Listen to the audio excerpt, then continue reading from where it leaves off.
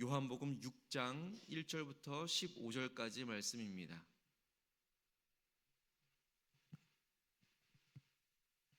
요한복음 6장 1절로 15절입니다.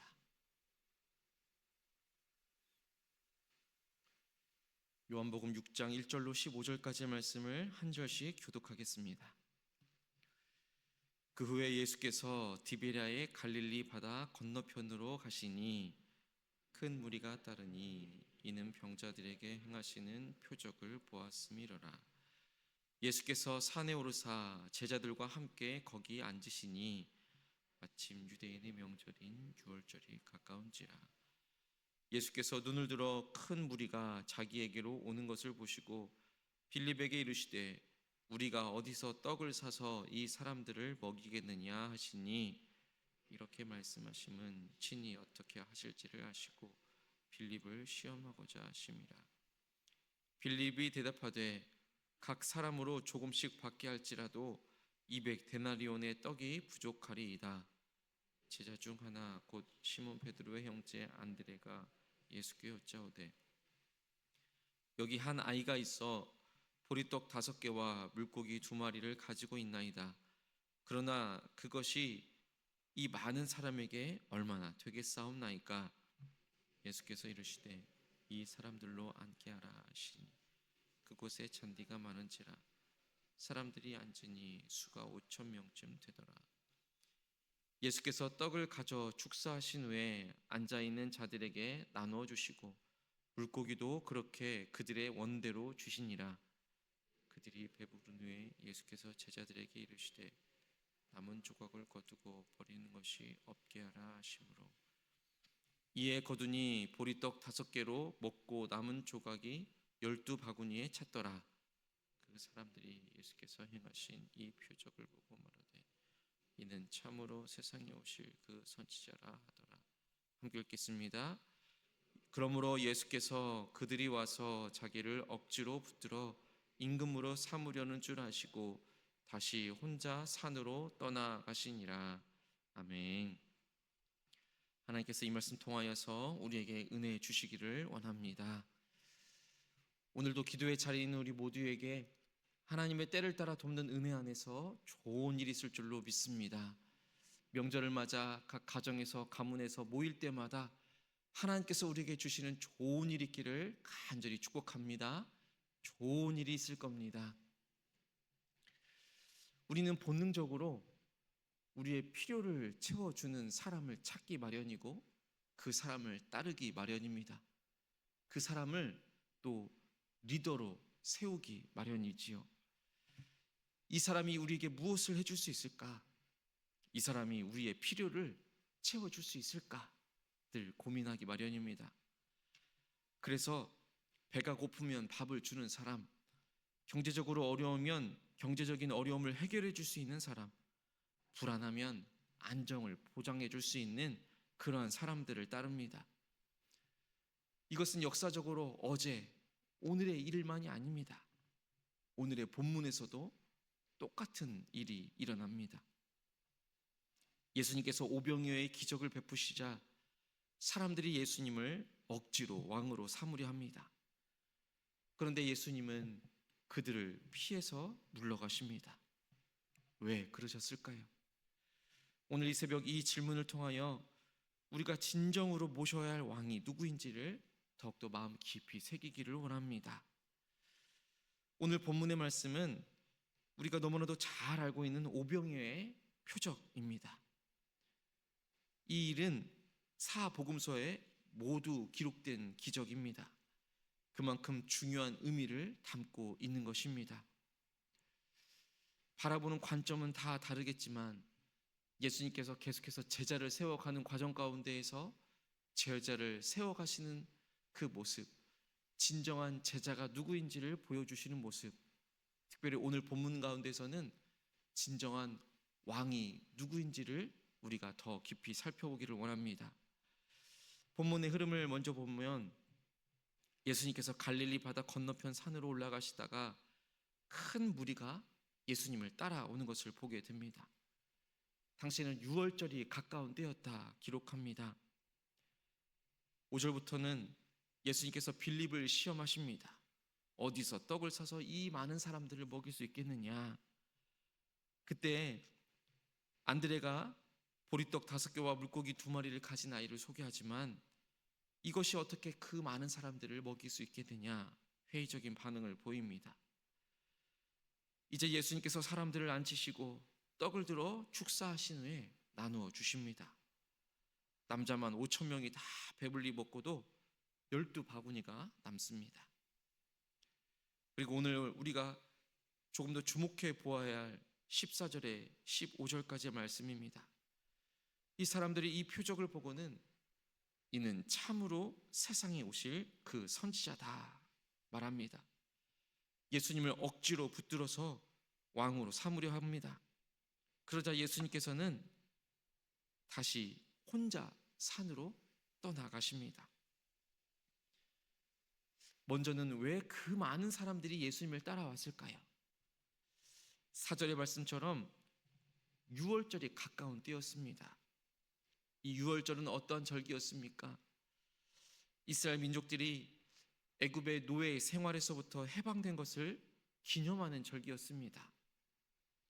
이 시기 가운데에서는 유대인들의 마음 가운데에는 당시에 압제를 당하고 있었던 로마로부터 벗어나고 싶은 간절함이 있었습니다. 당시 애굽의 노예 생활, 지금 현재 로마의 노예 생활, 그것이 함께 오버랩이 되었던 것입니다. 그렇게 힘들게 살고 있었던 상황 가운데에서 이 예수님께서 오셔서는 병자도 고치시고 귀신도 쫓아내는 그 능력을 직접 눈으로 바라보았습니다. 그리고 이런 능력을 가진 분이라면 이 로마를 물리칠 수 있지 않을까? 우리를 먹여 살릴 수 있지 않을까? 그래서 예수님을 수많은 무리들이 따라왔던 것입니다. 치유받기 위해, 또 다른 기적을 보기 위해, 혹시라도 무언가 얻을 수 있지 않을까 하는 그러한 기대를 품고 말입니다. 그리고 정말 결정적인 그 순간이 보여집니다. 보리떡 5개와 물고기 2마리로 5,000명이 넘는 사람이 먹는 놀라운 표적을 본 것입니다. 사람들은 환호합니다. 바로 이것이다. 이분이라면 우리를 먹여 살릴 수 있을 것이다. 당연히 로마도 물리쳐 줄 수 있을 것이다. 우리 14절 말씀을 다시 한번 더 보십시오. 14절 말씀 우리 함께 읽겠습니다. 그 사람들이 예수께서 행하신 이 표적을 보고 말하되 이는 참으로 세상에 오실 그 선지자라 하더라. 신명기 18장 말씀에 보면 이 18장에 예언된 모세와 같은 선지자, 그 선지자가 오시면 모세가 광야에서 만나를 내린 것처럼 백성을 먹이실 것이라고 믿었습니다. 그들은 예수님이 바로 그 선지자라고 확신했던 것이지요. 그래서 어떻게 이야기합니까? 15절 말씀해 보시면 그러므로 예수께서 그들이 와서 자기를 억지로 붙들어 임금으로 삼으려는 줄 아시고 다시 혼자 산으로 떠나가셨다 기록합니다. 예수님을 억지로라도 왕으로 삼으려 했던 것입니다. 그 상황에서 예수님이 이것을 거부하셨던 것입니다. 왕이 되는 것이 나쁜 일이겠습니까? 예수님은 정말 만왕의 왕으로, 참된 왕으로 이 땅 가운데 오신 분이 아니셨습니까? 그런데 문제는 그들이 원하는 왕의 모습과 예수님께서 되시려고 했었던 왕의 모습이 근본적으로 달랐기 때문입니다. 사람들이 원하는 왕은 어떤 왕이었습니까? 배를 채워주시는 왕, 병을 고쳐주시는 왕, 로마를 몰아내고 정치적인 자유를 주시는 왕, 이스라엘을 다시금 강대국으로 만들어줄 수 있는 그 왕, 자기들의 필요와 자신들의 욕구를 채워줄 수 있는 왕이었던 것입니다. 그런데 예수님의 오신 목적은 어디에 있었습니까? 사람들의 배를 채워주시기 위함, 병만을 고쳐주기 위함이 아니었던 것이지요. 예수님은 분명 우리 인간의 모든 죄를 사하여 주시고 하나님과의 관계를 회복시키시기 위하여 영원한 생명을 주시기 위하여서 이 땅 가운데 오셨습니다. 예수님의 왕국은 떡으로만 이루어지는 왕국이 아니라 십자가와 부활로 이루어지는 왕국이었었던 것입니다.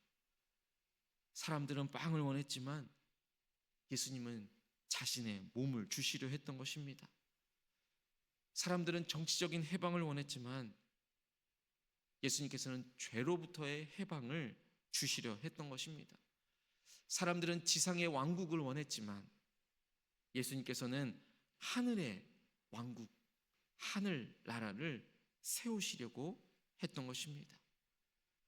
그래서 예수님이 그들을 피해 산으로 물러가십니다.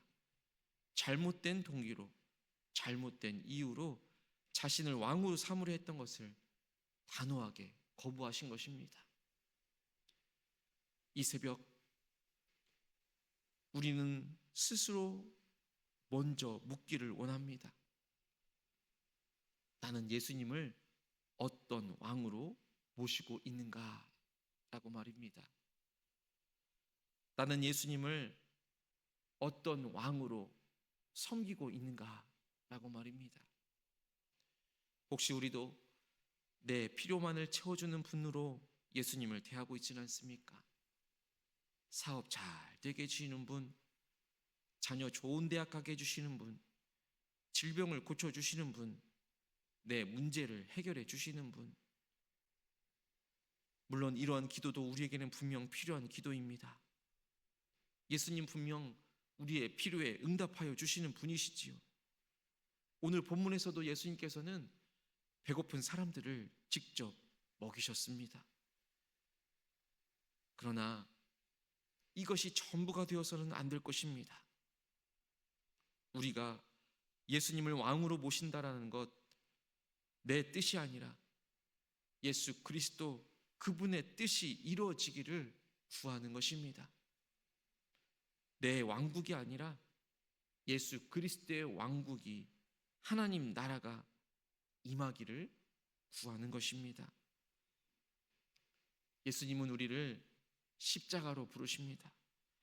누구든지 나를 따르려거든 자기를 부인하고 자기 십자가를 지고 나를 따를 것이다. 우리 예수님의 말씀입니다. 진정으로 예수님을 왕으로 모신다는 것은 내 욕심과 욕구를 내려놓고 예수님의 길을 따라가는 것입니다. 때로는 그것이 고난의 길일지라도, 십자가의 길일지라도 주님의 뜻에 순종하며 나아가는 것입니다. 떡으로 배를 채워주는 왕이 아니라 영혼을 살리시는 왕을 섬기며 살아갈 수 있는 우리 모두가 되기를 간절히 소망합니다. 내 뜻만을 이루어주는 왕이 아니라 하나님의 뜻을 이루시는 우리 주님께 순종하며 살아갈 수 있기를 간절히 소망합니다. 이 땅에 축복만을 주시는 왕이 아니라 영원한 생명을 주시는 예수 그리스도, 그분만을 왕으로 섬기며 살아갈 수 있는, 왕으로 신뢰하며 살아갈 수 있는 우리 모두가 되기를 간절히 소망합니다. 우리의 왕 되신 예수 그리스도께서는 오늘도 우리를 부르고 계십니다. 진정한 왕으로 맞이하는, 진정한 우리 구원의 왕으로 그렇게 섬기며 살아갈 수 있는 우리 모두가 되기를 주님의 이름으로 간절히 축복합니다. 이렇게 기도하겠습니다. 하나님 아버지, 다시금 주님의 말씀 앞에 서며 우리의 어리석음을 주님 앞에 다시금 고백하며 나아갑니다. 예수님을 자신들의 필요로 채워주는 분으로만 대했던 그 수많은 사람들의 모습처럼 때로는 지금도 나의 욕심과 나의 욕구만을 채우기 위한 그러한 주님으로 이용하려 하였던 그 교만함을 용서하여 주옵소서. 내가 원하는 대로 주님을 따르려 했던 그 어리석음도 주님, 용납하여 주옵소서. 주님만을 나의 진정한 왕으로 모시며 살기를 원합니다. 내 뜻만이 아니라, 나만의 뜻이 아니라 오직 주님의 뜻이 이루어지기를 구하며 살기를 원하오니 주여 인도하여 주옵소서. 나만의 왕국이 아니라 주님의 나라가 임하기를 간절히 기도합니다. 나의 삶에, 우리의 가정에, 우리의 교회에, 이 나라와 이 민족에 하나님 나라가 임하게 하여 주옵소서. 주님만이 우리의 삶에, 우리의 가정에 참된 왕 되심을 고백하며 나아가는 이 설 명절 될 수 있도록 이끌어 주옵소서. 이 나라와 이 민족을 위하여 특별히 기도하며 나아갑니다. 이 설 명절, 이 나라와 이 민족의 어두운 면을 보며 이 나라와 이 민족을 향한 하나님의 뜻을 발견치 못하고 그저 부정적인 이야기만 하는 것이 아닌 하나님께서 일하실 것을 기대함으로 함께 기도하며 나아가는 귀한 시간들 되어줄 수 있도록 인도하여 주옵소서. 수많은 민족의 지도자들이 있습니다. 하나님을 경외하는 마음을 가질 수 있도록 붙잡아 주시고 하나님만을 진정한 민족의 지도자로, 하나님만을 진정한 왕으로 섬기며 나아가는 믿음의 리더들이 더 많아질 수 있도록 인도하여 주옵소서. 수많은 갈등과 혼란 가운데서도 하나님의 진리와 정의가 굳게 서갈 수 있도록 붙잡아 주시고 그 안에서 사회의 정의와 질서도 올바로 자리 잡힐 수 있도록 인도하여 주옵소서. 이 나라와 이 민족 가운데 우리 교회가 빛과 소금의 역할을 잘 감당하며 나갈 수 있도록 주의 놀라운 은혜를 덧입혀 주옵소서. 주님의 긍휼하심이 이 나라와 이 민족 가운데 있게 하여 주옵소서. 설 명절을 맞이하여 각 가정과 가문으로 많은 사람들이 모이고 또 흩어질 때마다 주님의 놀라운 사랑 안에 머물며 하나님의 사랑을 찬양하며 하나님의 일하심을 고백하며 나아갈 수 있는 복된 설 명절의 시간 될 수 있도록 주여 인도하여 주옵소서. 오늘도 주님께서 허락해 주신 삶의 자리로 나아갑니다. 아버지, 그 자리가 우리 주님께서 왕 되어 주심을 믿음의 눈으로 바라볼 수 있도록 인도해 주시고 우리의 입술로 고백할 수 있는 복된 시간들 될 수 있도록 인도하여 주옵소서.